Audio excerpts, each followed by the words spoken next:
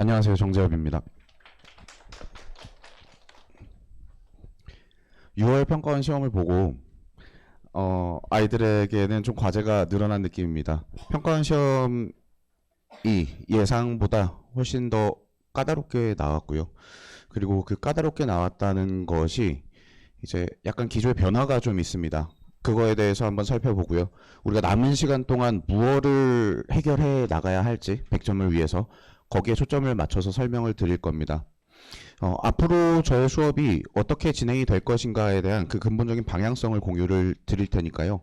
한번 학습에 참고하시면 좋겠습니다. 총평을 하자면은 22년 이전으로의 회귀라고 할 수 있겠어요. 이제 최근 들어서 저희 23년 6월에 나온 그 교육 당국의 문건으로 인해서 방향성이 완전히 바뀌었었어요. 킬러를 배제하고 발상적인 문제들을 배제하고 지나치게 어려운 문제들을 지양해라.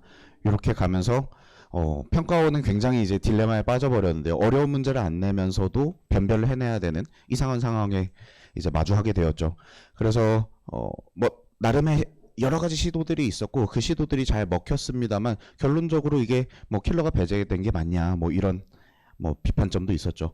근데 이번 시험의 핵심은 뭐냐면은 그 제 생각에는 약간은 억지로 이제 변별을 해놨던 그 좀 억지 요구들에 맞춰서 했던 것들을 그냥 시원하게 버리고 옛날로 이제 회귀가 됐습니다. 그래서 이 시절로의 회귀라는 건 뭐냐면은 그때 당시에 수험생들이나 이제 저희 강사들은 27 더하기 3이라고 불렀어요. 27개는 빠르게 맞추는 거고 나머지 3개 가지고 최상위권은 싸움을 하게 되는 거죠. 그 세 문항은 굉장히 난도가 높고요.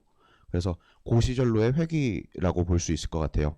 조금 뭐 이제 보시면은 킬러가 있냐 없냐, 그러니까 여기서 말씀드린 킬러는 상위권 기준으로도 뭐 한 30분을 막 이제 시간을 쏟아 부어도 이게 풀릴랑 말랑한 굉장히 복잡하고 어렵고 잘 짜여져 있는 문제, 이런 것들이 이제 23년 이후로는 배제가 되었었고 발상을 떠올려야만 무엇을 봐야만 풀 수 있는 문제도 완전히 배제가 되어 있었어요. 최근 동안에는. 근데 이번 시험에는 28번, 30번 미적분에서 킬러 두 방을 때리고 그리고 22번 공통에서 안 보이면 못 푸는 문제. 그래서 이번에 뭐 96점 맞아온 친구들 중에 오히려 28번, 30번은 맞춰놓고 22번에서 틀린 친구들도 있었어요. 근데 22번은 이제 후술하겠지만 간략히 설명을 드리면 좀 고1에서 많이 쓰는 그런 내용이 들어가 있는 문제였고 이미 고1 생활을 이제 고3이 되었는데 안 쓰던 어떤 문제풀이의 접근법, 방법을 적용을 할 생각을 못 하는 거죠. 그런 소재가 평가원에서 직접 출제가 된 적이 있냐? 없고요. 그래서 아이들이 최상위권 아이들도 좀 당해준 거죠. 그래서 발상 뭐 이렇게 봤는데 사실 고1 수학입니다. 고1 수학의 어떤 문제풀이 접근법 이런 것들이 또 포함이 되었다. 그래서 이 22년 이전의 기조였는데 이제 지금의 기조가 되었다. 그래서 여기서는 현역들은 사실 이렇게 판이 흘러가면요 좀 불리하다고 보는 게 맞아요. 현역들이 재수생들에 비해서 밀리는 포인트는 일단 첫 번째가 국어일 거고 두 번째가 미적분인데 그 미적분에서 그 문제 난도의 상한이 올라가 버리는 거는 사실 현역들 입장에서는 좀 부담스러운 일입니다. 그래서 그리고 또 뭐 발상이라는 건 또 어떻습니까? 경험치거든요. 경험치가 부족한 현역들에게는 판이 좀 불리하게 흘러갈 수밖에 없겠다 이런 생각이 들어요. 그럼 이제 남은 시간 동안 이제 이 경험치들을 빠르게 채워 넣고 그리고 미적분에서 이번에 나왔던 28번과 같은 아주 고난도의 문제들을 이걸 어떻게 훈련을 시킬까 이 생각을 해야 할 것 같습니다. 킬러 대응의 방법을 뭐 3가지 정도로 이제 좀 가져왔는데요. 여기서 포인트만 좀 짚고 가겠습니다. 해결 도구들이 문제 해결 도구들이 수학에서도 굉장히 다양하게 있겠죠. 그 중에 옛 기출 문항을 살펴야 한다는 게 제 생각입니다. 그러니까 문항들 자체가 이번 6월 시험은 옛날 이제 뭐 가나형 시절의 느낌이 난다 이런 평들이 굉장히 많아요. 그래서 그 시절에 좀 굉장히 복잡하고 호흡이 길고 약간의 포인트들이 발상해야 되는 포인트들이 있고 한 것들 그런 이제 옛날 기출들을 많이 풀고 익혀야 될 것 같아요. 물론 옛날 기출은 이제 수가 정해져 있죠. 한정적이기 때문에. 그럼 그 다음에 학습을 어떻게 이어나가야 될 거냐 하면은 결국에는 만든 문제들이 필요합니다. 이번에 6월에 28번처럼 호흡이 길고 잘 짜여지고 복잡하고 어려운 문제들을 끊임없이 이제 생산해내가지고 공급을 받을 좀 필요가 있겠죠. 그 다음에 두 번째로는 분석에 의한 유의미한 문제 해결 경험 이렇게 써놨는데, 자, 이 부분이 저희가 11월까지 수능 날까지 이제 주로 훈련하게 될 내용인데요. 이제 현역들 경험치가 적은 친구들 중에 좀 기복이 있는 친구들에 대해서 생각을 해보면 그 친구들은 좀 우당탕탕하면서 문제를 푸는 습관이 있어요. 그러니까 조건들을 잘 살피고 문제 구조를 잘 살펴서 이러이러한 방법으로 풀어나가야 되겠다라고 어느 정도의 청사진을 그려놓고 그거에 따라서 진행을 하는 게 아니고 이거 해볼까? 저거 해볼까? 요거 해볼까? 하다가 얻어 걸려서 풀리면 좋고 아님 말고 이런 식으로 가는 친구들이 아직도 있고 그런 친구들이 88점 정도 맞는 친구들에서 주로 관찰이 됩니다. 그런 친구들은 기복이 좀 있어가지고 이게 우당탕탕이 잘 되면은 100점도 한번 찍어 보는데 안 되면은 뭐 84점, 뭐 80점 이렇게 떨어지기도 하는 그 친구들이죠. 그 친구들에게 좀 체계적인 풀이 훈련을 시킬 거고요. 그 훈련의 첫 번째 단계는 조건을 분석하는 그 조건들을 해석하는 힘입니다. 이번에 28번에 대해서도 이제 간략하게 좀 말씀을 드리면 그 문제는 언뜻 봤을 때 조건의 개수가 좀 부족하지 않은가 싶은 그런 문제예요. 근데 오히려 그게 힌트가 됩니다.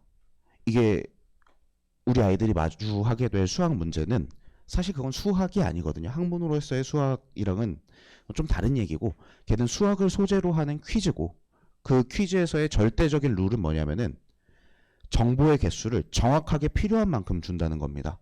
근데 아이들이 그거를 못 이용하는 경우가 많아요. 그래서 이제 정보의 개수를 따지고 정보들을 어떻게 조합할 건지 생각하고 이런 종류의 감각이 있는 친구들은 이제 소위 말하는 출제자의 의도에 빠르게 다가갈 수가 있거든요. 그래서 그거를 좀 훈련을 시킬 거고요. 뭐 스킬에 의존하지 않는다 이렇게 되어 있는데 스킬의 원리까지 좀 이해를 시켜가면서 훈련을 시킬 겁니다. 네, 그래서 킬러 대응의 방안은 뭐 이렇게 나와 있는데 사실은 좀 뜬구름 잡는 얘기죠. 항상 원론적인 얘기니까. 그래서 구체적으로는 제가 신경 쓰는 거는 일단은 문제를 좀 많이 풀릴 거고요. 좋은 문제를 많이 풀릴 거고 그리고 후술하겠지만 오답을 좀 시키려고 하고 있어요. 저도 이제 최근에 들어서 좀 깨달은 건데요. 그 내용을 조금 이따가 말씀드릴게요. 고일 수학 먼저 짚고 가겠습니다. 고일 수학에 대해서는 이번에 이제 22번 수학 원 지수 함수 단원의 문제인데 거기서 쓰는 문제풀이의 도구는 이제 고일 수학에서 배우는 자취의 방정식의 주제고요. 그래서 고일 도형의 방정식이 있습니다.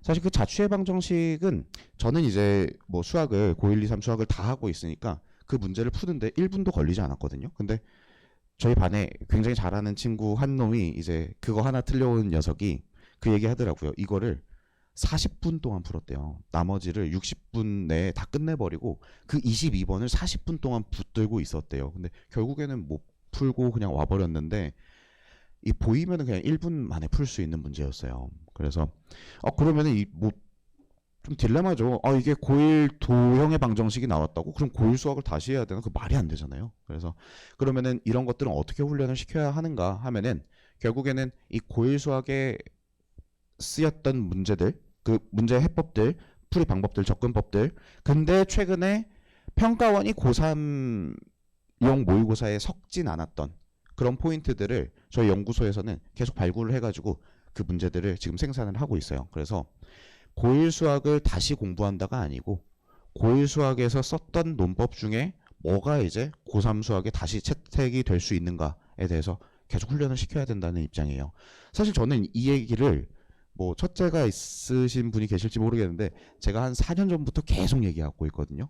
이제 평가원에서 변별을 하기 위해서 쓰는 방법 중에 하나가 고1에서 썼던 그런 내용들을 자꾸 가지고 올라온다. 근데 이게 최근에는 평가원에서 섞지 않았던 요소들을 자꾸 섞기 때문에 아이들 입장에선 당할 수밖에 없다. 이 말씀을 계속 드렸었는데 이 기조는 계속 유지가 될 것 같아요. 이게 변별이 잘 된다는 거를 평가원은 계속해서 확인을 하고 있거든요. 네, 그래서 이 고1 수학을 적극적으로 섞는 콘텐츠 제작자를 만나야 한다는 게 제 생각이고요. 저희는 그렇게 진행을 하고 있고요. 그래서 말씀 나온 김에 저희 연구소에 대해서 좀 말씀을 드리면 저는 이제 스카이로 구성이 되어 있고 뭐 서울대 의대생, 뭐 서울대 컴공 특징은 뭐냐면은 저보다 나이 많은 사람이 없어요. 다 뭐 20대 초반 아이들이 주축이 되어 있고 굉장히 따끈따끈하고 참신한 그런 문제들을 계속 생산을 해내고 있습니다. 그래서 이런 부분들은 이제 저희 연구소에서 기본적으로 가지고 있는 방향성이고요. 이제 고일 수학들도 많이 섞어가지고 어려운 문제를 많이 만들어내고 있습니다. 안내드리면 100점 목표만입니다. 그래서 난도는 상당히 높고요. 퇴원생들이 어렵다고 나가요. 그래서 이번에 근데 확실히 성과는 좋습니다. 한 녀석을 제외하고는 모두 1등급을 맞춰서 왔고요. 현역에서 미적분 이렇게 어려운 시험인데 1등급 맞추는 거는 생각보다 쉽지 않아요. 아이들 잘 따라와 주고 있고요. 100점을 목표로 달릴 겁니다. 수요일 6시에 수업을 진행을 합니다. 7월 이후에는 수능 모의고사 위주의 수업을 하고요. 이제 내용들은 7월까지 미적분의 적분 파트를 메꿔 넣음으로써 6월은 미적분의 적분 파트를 메꿔 넣는데 시간을 쓸 거고요. 그렇게 하고 나면은 7월부터는 계속해서 실전 모의고사를 달릴 수가 있게 됩니다. 코칭을 좀 진행을 많이 하는 편이에요. 아이들이 이게 고3에 올라갔을 때의 당혹감은 고1, 2 때는 어떤 선생님, 내신 선생님들이 이제 쭉 나만 따라와 하면서 코칭도 다 해주고 잔소리도 해주고 뭐 오답도 시키고 하는데 갑자기 고3 가면 아무도 그걸 안 시키거든요. 대형 가면은 아무도 그걸 신경을 안 써요. 그래서 이제 제가 그거를 좀 시키고 있고요. 저는 그래서 고3인데도 이제 고1, 2 애들 대하듯이 너 몇 시까지 일로 와 해가지고 앉혀가지고 공부시키고 그런 것까지 합니다. 그 다음에 이제 자체 제작 컨텐츠를 쓰고 있고요. 방금 말씀드렸으니까 이 부분 간단히 넘어가겠습니다. 시즌 3 이제 7월 이후를 이제 저희는 시즌 3라고 부를 건데요. 기복 없이 100점을 맞기 위한 실전 훈련을 할 겁니다. 그래서 아까 말씀드렸던 뭐 우당탕탕 하는 친구들도 그 습관 고치게 할 거고요. 아이들은 수능장에 못 가봤죠. 그 압박감을 직접 경험해보지 못했어요. 아이들이 계속 잘하다가 수능날 가가지고 이제 쭉 떨어져서 오는 친구들도 있고요. 그런 것들까지 고려를 해서 그 압박감을 이겨내고도 100점을 맞게끔 훈련을 시킬 겁니다. 그래서 일단 기본적으로 저희가 쓰는 콘텐츠들은 수능보다 어렵습니다. 수능의 난도보다 훨씬 높고요. 그래서 보통은 1등급 컷이 한 76점 정도 예상되는 세트들을 계속해서 쓸 겁니다. 그리고 후반으로 갈수록 100분을 다 주지도 않습니다. 80분으로 깎고 70분으로 깎아서 시간 제한도 계속 줄 거고요. 사실 스트레스가 좀 심한 수업일 수도 있겠습니다. 근데 수능 시험장 들어가기 전에 스트레스를 많이 겪어놔야지 시험장에서 좀 무던하게 처리할 수 있을 것 같아요. 자체 교재로 이제 저희 실무 제외하고 엔제가 계속 나가게 되고요. 고퀄리티 변별 문항을 학습을 시킬 겁니다. 세트는 2개씩 소화하게 됩니다. 한 세트는 시험장에 와가지고 그 수업에 와가지고 직접 풀고요. 한 세트는 과제로 나가게 되는데요. 그 과제분으로 나간 세트에 대해서는 다음 차시에 주요 문항을 해설을 하게 됩니다. 그래서 경험치를 최대한 많이 집어넣는 게 목표가 되겠습니다. 실수 제어, 뭐 시험 전략, 시간 관리, 멘탈 관리, 학습 관리 진행을 하고요. 다른 학원이랑 좀 차이가 날 수 있는 부분들은 뭐냐면은 여기 한번 보실까요? 이제 오답 관리 측면인데요. 요즘에 이제 저랑 아이들이랑 새로 시작한 프로젝트가 있는데 오답 관리를 오답 노트 고3 애들 안 하거든요. 근데 이거를 또 오답 노트를 시키기도 좀 굉장히 아이들이 바쁘기 때문에 이거 뭐 예쁘게 만들고 할 시간 없어요. 그래서 요즘 생각해낸 건데 아이들 전자기기는 다 있으니까 어떻게 하냐면 그 노트 기능이 다 핸드폰별로 다 있어요. 삼성도 있고 애플도 있는데 찍어서 사진을 노트에다가 첨부를 하고 간단하게 한 줄 코멘트 이거를 일주일 단위로 본인 틀렸던 모든 문항에 대해서 다 해오게 시켜요. 근데 이게 좋은 점은 뭐냐면은 거창하지가 않거든요. 애들 입장에서 막 틀린 이유 뭐 오름풀이 이런 거 다시 쓸 필요도 없고 그냥 찍어서 한 줄 코멘트 이거면 되니까. 근데 그것만 하는 것도 굉장히 효과가 좋아요. 고3 아이들의 90%는 오답을 안 해요. 근데 일단 그걸 찍고 적고 하면서 한 번 그리고 그거를 저한테 수요일마다 가지고 와가지고 보여주면서 또 한 번, 최소 2번을 내가 틀렸던 문항을 볼 수 있게 되는 거기 때문에 요것만으로도 이제 큰 효과가 있다는 거를 확인을 했어요. 그래서 이런 종류의 아주 간단하지만 효과가 좋은 코칭들을 계속 이제 진행을 할 거예요. 짜잘하게. 물론 여기서 말씀드리는 코칭에는 뭐도 포함이 되냐면은 아이들이 제 수업만 듣는 게 아니고 여러 개, 2개나 3개 이렇게 듣고 있기 때문에 과제가 너무 많이 나와요. 그럼 거기에서 뭔가를 선별해가지고 이제 우선순위대로 처리를 해야 되는데 그런 컨트롤 타워도 제가 진행을 하고 있습니다. 내신 필요한 자료들은 다 주고 있습니다. 질문은 타 교재까지 다 처리를 하고요. 모든 수학 문제를 다 처리를 합니다. 네. 이거를 웬만하면 제가 직접 다 하고 그리고 또 조교들을 선배들을 쓰고 있어요. 이제 뭐 20살, 21살 해가지고 질문 다 바로 받아줄 수 있는 조교들 통해서 상시 질문 처리를 하고 있습니다. 6월 이후에 좀 마음이 복잡해진 학부모님들이나 학생들이 많을 것 같아요. 그리고 조금 더 말씀드리면 9월이 또 6월이랑은 다르게 나올 가능성도 있어요. 최근에 평가원이 뭐 6월, 9월 수능을 그렇게 막 일관성 있게 흐름을 가지고 내진 않거든요. 그래서 좀 또 다른 시도를 할 수도 있습니다. 9월에는. 그래서 마음을 좀 잘 지키고 조바심 내지 않고 잘 가는 게 중요할 것 같고요.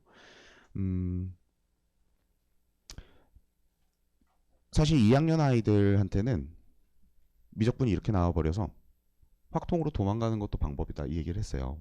설명해서 그 말씀을 드렸는데 사실 지금 고3은 그러기엔 너무 늦었잖아요. 그래서 미적으로 밀고 나가야 되는데 남은 시간 동안 국어랑 미적분 경험치 많이 쌓아서 수능에서 좋은 결과를 얻어내기를 응원하겠습니다.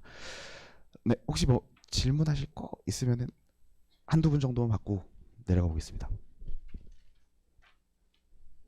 네, 같이 하실 이야기 없으면은 네, 여기서 마무리하겠습니다. 감사합니다.